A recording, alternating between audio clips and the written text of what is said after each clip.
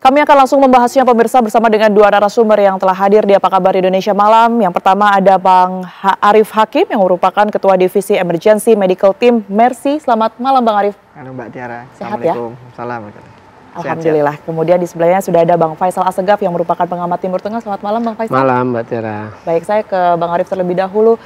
Di tengah eskalasi yang kian meningkat ya, dari hari ke hari ini, kemudian juga blokade jalan ini terus dilakukan, bantuan pula begitu.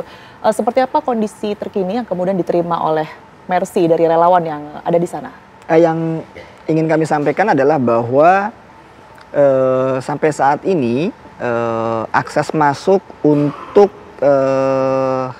tenaga medis dari luar internasional itu semakin sering mengalami penolakan dari pihak Israel, gitu. Jadi kalau sebelum-belumnya katakanlah 2-3 bulan lalu mungkin yang ditolak adalah 1-2 orang karena alasan keamanan, misalnya yang bersangkutan biasanya memiliki silsilah keluarga keturunan Arab. Yang itu menjadi isu sekuritas buat Israel. Tapi sekarang dari WHO sendiri menyampaikan bahwa sampai angka 50% dari orang-orang yang mengajukan untuk masuk itu ditolak tanpa alasan yang jelas. Lebih ketat berarti ya? Betul, jadi yang menjadi satu adalah tanpa alasan yang jelas gitu ya. Bahkan salah seorang anggota tim kami pun saat ini sudah lebih dari 1 bulan menunggu di aman. Karena waktu berangkat bulan lalu bersama dengan 2 orang dokter, yang bersangkutan liaison officer ini ditolak tanpa alasan yang jelas, gitu. Nah ini yang kemudian juga menambah beban kesehatan di dalam, karena selain tenaga medis yang lokal yang semakin sedikit akibat targeted killing, gitu ya. Kemudian juga mereka sudah hampir 2 tahun, gitu ya, menangani korban-korban, ditambah dengan suplai alat medis obat-obatan yang sudah sangat jauh berkurang, sehingga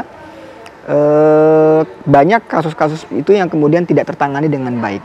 Semua tenaga medis, pasien-pasien itu mengalami tindakan yang under standar, gitu. Dan karena mungkin jumlah dari relawan kesehatannya juga terbatas, sementara yang harus ditangani luar biasa banyak. Betul. Fasilitas kesehatan dalam hal ini rumah sakit juga semakin sedikit, begitu ya. Akses juga semakin terbatas karena banyak rumah sakit yang dimasukkan ke dalam red zone. Dan terakhir kami mendapat informasi dalam pekan-pekan ini merebak kasus influenza yang strainnya masih belum diketahui. Jadi bahkan sampai dicurigakan apakah ini COVID varian baru. Dan pemerintah lokal di sana belum bisa membuktikan karena mereka tidak punya alat diagnosis untuk menentukan ini jenis virusnya apa untuk influenza ini, begitu. Untuk sementara ini berarti relawan Mercy yang ada di sana ada berapa? Ada 2 orang, 1 orang spesialis bedah saraf dan 1 orang spesialis spesialis obstetri dan ginekologi. Oke, itu di Gazanya ya? Di Gaza City. Oke, baik. Saya bergeser ke Bang Faisal. Bang Faisal, sebelum kita banyak membahas mengenai upaya Israel untuk terus merebut Gaza Palestina dari Hamas begitu ya. Belakangan kita ketahui bahwa serangan juga terjadi di Lebanon, kemudian juga di Yaman. Sebenarnya apa yang mendasari Israel untuk terus melakukan serangan dan tidak lagi terfokus ke Gaza saja? Ya karena kan memang dari awal ini kan milisi Al-Husayun di Yaman, terus Hizbullah di Lebanon itu kan melakukan serangan ke Israel sebagai bentuk solidaritas terhadap penderitaan atau genosida yang dialami rakyat Palestina di Gaza. Nah, terus masih tetap bertahan, terutama di Yaman itu Al-Husayun masih bertahan, tapi saya lupa 1 atau 2 hari lalu, beberapa hari lalu itu kan serangan udara menyasar membunuh 1 Perdana Menteri dan 8 Menteri dalam pemerintahan Al-Husayun Yaman. Kemudian kalau untuk di Lebanon memang target dari Israel bersama Amerika bagaimana melucuti senjatanya Hizbullah.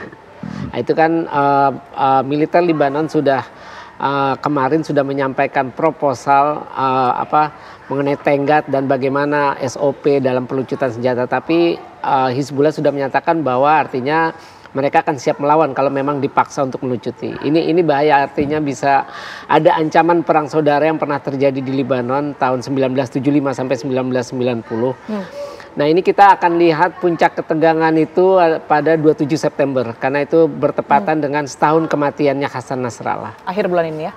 Akhir bulan ini. Dan target dari pelucutan senjata itu adalah akhir tahun ini.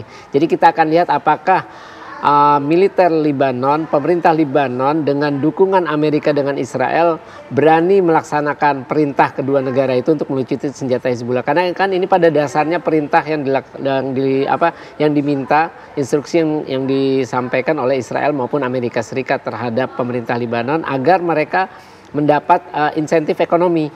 Jadi Lebanon ini kan negara yang secara ekonomi boleh dibilang sudah ambruk karena 2019 mereka menyatakan tidak mampu membayar utang luar negerinya dan sudah ada beberapa negara Arab Teluk, negara Arab super tajir seperti Arab Saudi, terus UEA dan Qatar menyatakan siap membantu membangun kembali Lebanon termasuk wilayah-wilayah di selatan yang hancur akibat perang.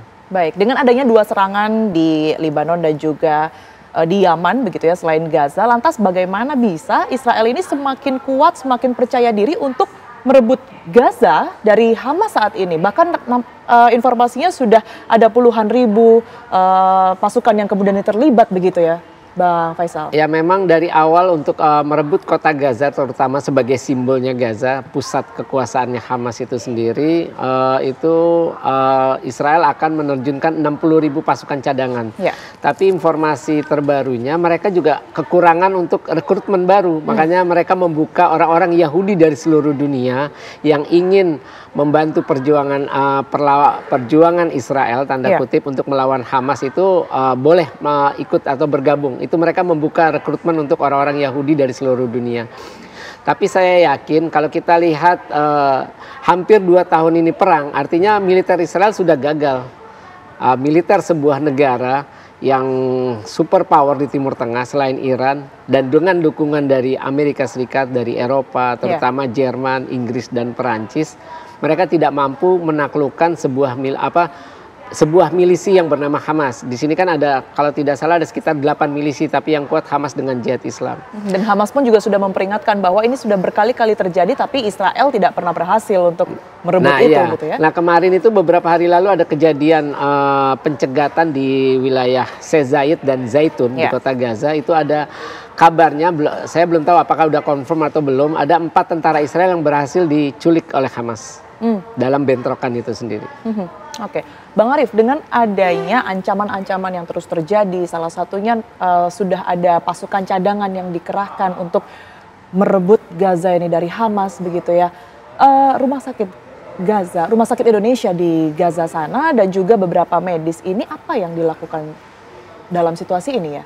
Ya, secara teknis Rumah Sakit Indonesia sejak 2 bulan lalu statusnya sudah inoperasional karena abandon gitu kan. Betul. Karena rumah sakit itu kemudian semakin dekat dengan zona merah sehingga kemudian bahkan untuk membawa pasien ke rumah sakit Indonesia itu baik para medis, ambulan maupun masyarakat itu berbahaya karena mereka menjadi sasaran tembak.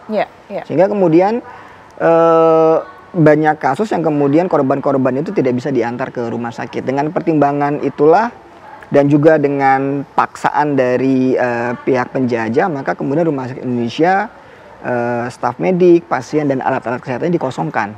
Jadi pasien, staf medik, alatnya kemudian ditarik, didistribusikan ke rumah sakit yang lebih aman di Gaza City maupun di Gaza Tengah. Begitu. Nah, di utara sendiri yang saat ini masih fungsional adalah Rumah Sakit Kamal Udwan. Kemudian rumah sakit kecil yang ada di situ yang mungkin masih masih berada di area yang lebih aman karena masih banyak juga masyarakat di Gaza Utara yang lebih memilih untuk tetap tinggal. Itu dia. Jadi kan memang karena semakin sempit begitu ya tempatnya, otomatis Relawan Mercy tidak hanya fokus terhadap pengobatan saja, tetapi bagaimana membantu masyarakat di sana untuk berpindah ke satu tempat dan juga lainnya begitu ya? Ya, fokus kami selain medis saat ini adalah nutrisi. Karena masalah yang juga saat ini meningkat di masyarakat adalah karena mereka tidak mendapat pasokan makanan yang memenuhi kebutuhan, maka kemudian malnutrisi menjadi faktor penting yang itu mengganggu kesehatan. Nah, itu yang kemudian kami coba bantu gitu ya. Jadi seberapa mungkin ada stok makanan di pasar itu kemudian kami beli untuk kami distribusikan. Gitu. Nah, kalau untuk perpindahan masyarakat segala macam sepertinya itu menjadi keputusan dari keluarga masyarakat gitu ya. Karena mereka kan keluarga besar nih biasanya. Satu kampung itu biasanya kemudian ada katakanlah tokohnya yang nanti secara kelembagaan sosial atau keputusan bersama memutuskan apakah mereka akan pindah atau tidak pindah gitu. Dan ketika mereka menyatakan pindah, mereka biasanya sudah memiliki tempat akan mengungsi di mana begitu. Nah, gitu. Saya juga penasaran Bang Arief, ini kan sudah terbatasi, bantuan juga semakin sedikit yang masuk, upaya distribusi ini semakin sulit. Bagaimana kemudian Mercy bisa merealisasikan hal ini begitu ya? Termasuk juga tadi sudah disebutkan bahwa nutrisi-nutrisi ini penting sekali bagi warga Gaza. Tapi mohon ditunggu, nanti kita akan bahas mengenai hal ini. Pemirsa Apa Kabar Indonesia Malam masih akan kembali untuk Anda sesaat lagi.